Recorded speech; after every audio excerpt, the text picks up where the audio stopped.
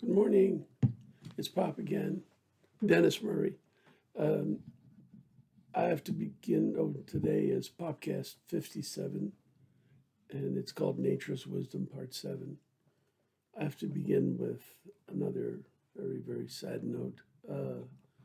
Another child of my dear friends, Jack and Peggy, has died way, way before her time. Cherie Dedrick and Cherie Dedrick Manspeaker. Uh, she was only 59. She was waylaid by a terrible cancer, and it caught up with her Friday, um, June the 26th. I'm sorry to say. I was with Peggy and Jack last night for a bit, and it's pretty tough. Cherie was their oldest, and I, their son Joe uh, died just a year ago in June. There's a lot of grief, uh, and Cherie and Rich, I remember quite well when they were courting each other, and I was at their wedding, and seen them a lot of times over the years, and I've got 100 stories about wonderful Christmas Eve parties we always had at Dedrick's, where Cherie played the violin and my daughter Bridget sang or played the piano, and Jim and Joe Dedrick played music, as well as Ellen Frank. These are powerful memories that go back a long, long, long way. It hurts. On a different note, my own daughter Betsy had me at her house yesterday afternoon, and we were, sitting out back enjoying her lovely patio, and even though it was a bit hot, um, it wasn't that bad. And she has a great big umbrella, and Mickey came over with my great granddaughter Lucy. Mickey's wife Allison was attending the weekend festivities for my granddaughter Maggie's bachelorette party. So, good things go on in the midst of pain and suffering. And a particular good thing was that Betsy raised some serious concerns about material that I've been, presenting in the last 3 or 4 days. Um, and I don't think there's anything better than um, comments that make you think harder about what what you're talking about. And so Betsy and I were discussing the conversation that I'd had with her son Patrick and my other grandson John Riley about whether it had been a case of too much too soon for the enormous changes that were brought about in the 60s and 70s and 80s by legislation, changes that affected women's rights, voting rights, civil rights, gender equality issues, and that, from my way of thinking, uh, were very difficult for people to accept, who had a very strong traditional, perhaps somewhat also supported by religion, religious objections to some or all of these changes. And it was just a huge amount of social change, essentially forced on an unwilling minority by a majority that had power to of the gavel. And so had raised the issue in talking with Patrick and John Riley, Jr., as to whether it might have been too much too soon. And so I brought that up with Betsy, and she was saying, how could it possibly be too much too soon? Because particularly it's in pay equality issues, which she was, very supportive of. We were nowhere near at a place where we ought to be, in her opinion. And it just struck me then that it depends on what you're trying to achieve. Essentially, we're talking about social arrangements that we're negotiating with our fellow community members. And do we want to have social arrangements that we desire at all costs in the face of any opposition and whatever harm it may bring to our efforts to relate to people of different opinions? Or is our higher value that we want to be in a relationship with our fellow community members, which of course in modern times extends to the world, and we want to negotiate social arrangements in a way that shows respect and in a way that appreciates that a majority that would allow us to impose our desires for social arrangements on those who may strongly oppose them, that our power to do so is relatively short-lived. And typically, once you start going too far too fast, once you start imposing a lot against the wishes of your fellow community members, then the current divide arises inevitably, and they impose back on you when they have the power, as they most assuredly will in due time. So just from a practical point of view, what's your best long-term plan? And it probably doesn't include bringing ourselves to the situation we're in now. How do you get to a different long-term plan where there seems to be the middle has expanded because people took steps towards the other, and in the resulting emotional change means that we're all in a shared middle, so that we're all dealing with our shared problem as best we can.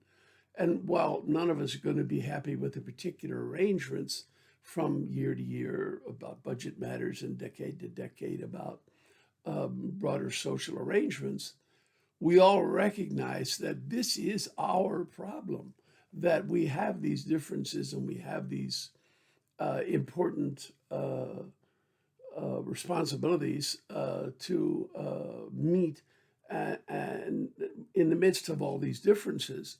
So we have to both figure out how to have a reasonable budget and settle all our differences about what is reasonable in a budget and what's reasonable in other social arrangements, non-financial. And so if you want to get to a middle where everybody sees, or everybody, the great majority of people, have stepped into the middle emotionally and see it as, oh yeah, this is the problem when you're alive. There are all of these issues, financial and non-financial. There's a huge amount of disagreement. So we have to, negotiate. There's a lot of disagreement. You show respect. You try to get things to move somewhat along the lines you would like, and you understand that just because you currently have the majority votes and you could impose, this is not a good long-term plan, so you don't do that. So it seems to me that I have to respectfully um, point to Betsy that when she focuses on, no, it can't be too much too soon from the 60s and 70s and 80s because look, we're still way below where we ought to be, that she's focusing on the issues instead of the deeper setting for the issues, which is that we want to be in the middle with each other. We want it to seem like we have problems together, we collectively, and that we collectively hope that we can work on them. This is a situation that's very hopeful, should you achieve being in the middle by uh, withholding uh, imposition when you had the opportunity to do so, and choosing instead to negotiate and to accept less than you have the power to achieve, by being more respectful of the fact that the other fellow just fundamentally sees it quite differently than you.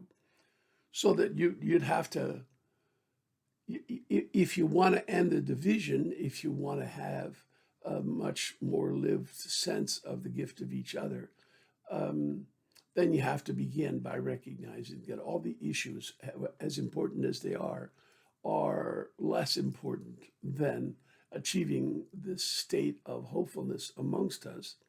And you achieve that by respect, which means you don't impose, you negotiate, and you look for that point. Of course, somebody has to make a decision every year, and somebody's got more votes than the other fellow in any given year. But you push to the point where it feels wise to stop pushing. And that's a very vague point, but you'll know it. You'll come close enough to figuring out where that point is in the course of the 3 or 6 months that you and your fellow citizens spend, talking about that year's issues. Things will sort out, and you'll kind of find where that point is. And your stopping at that point is a grace note to the others. It's a step in their direction. It keeps the middle expanded to include us all where we are. There's no point in having such a thing as hope if you don't live it. And there's the way you have more hope is to live hopefully. Make that first step towards the other fellow. Uh, Hope that he will make a step back towards you in due time, and that the middle will expand so that you are living in a hopeful relation to each other.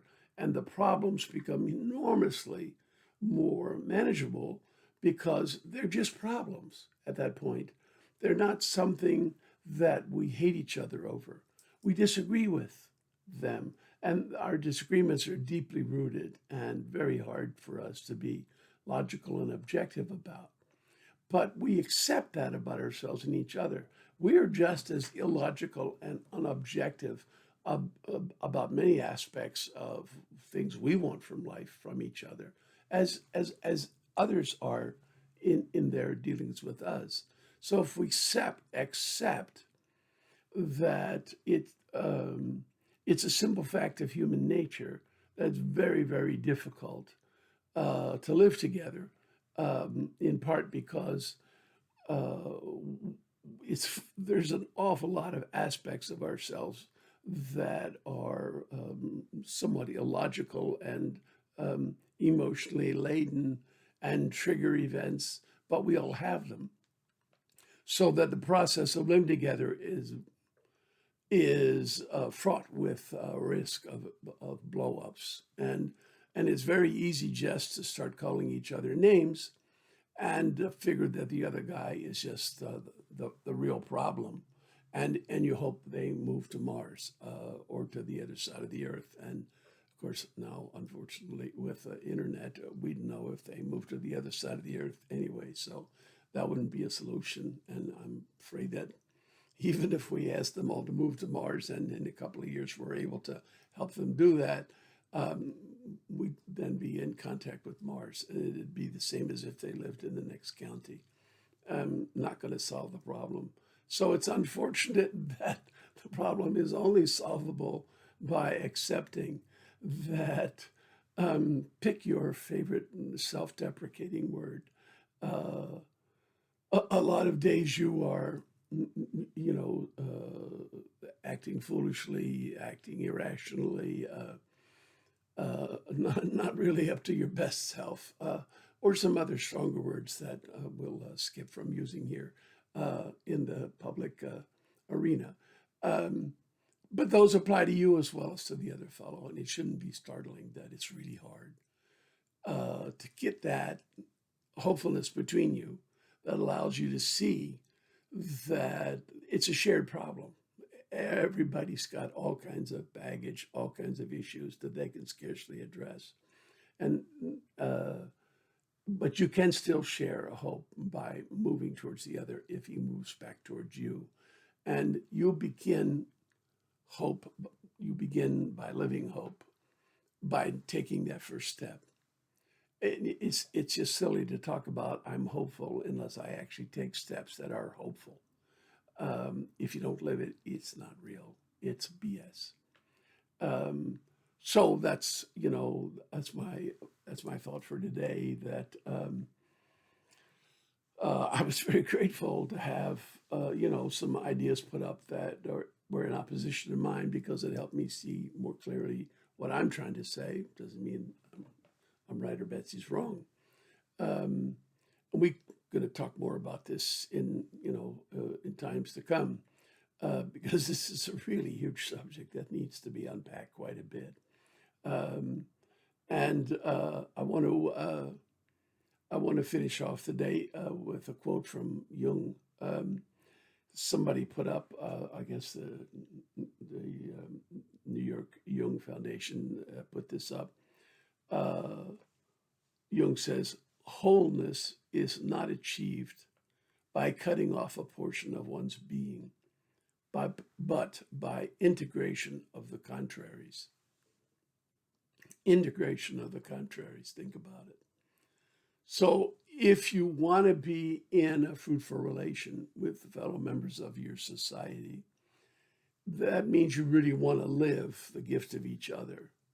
And and then you have to take steps to live it. And if the other thing we get in addition to the gift of each other from awe is hope, which the inspiration of all gives us hope, and hope is really the energy we live by, the psychological energy. Um, not taking hope and living it to strengthen it is kind of like not taking a nourishment, physical nourishment of food. It's really going to bite you in the butt big time in not too long a time, and that's where we are. We've really lost a good deal of hope in our expectations of the other side, and if you want to do something about it, then you start trying to figure out how can I more hopefully live the gift of each other. And yeah, like we said at the very beginning of this series of podcasts, if you want to change the world, start by changing yourself. And if you want to change yourself, go revisit your awe and refresh your hope and your sense of connection. Do it, so you're not trying to be one with everybody else, but there is a sense of connection. So when Jung is talking about an individual who wants to be whole, that doesn't literally apply to the community.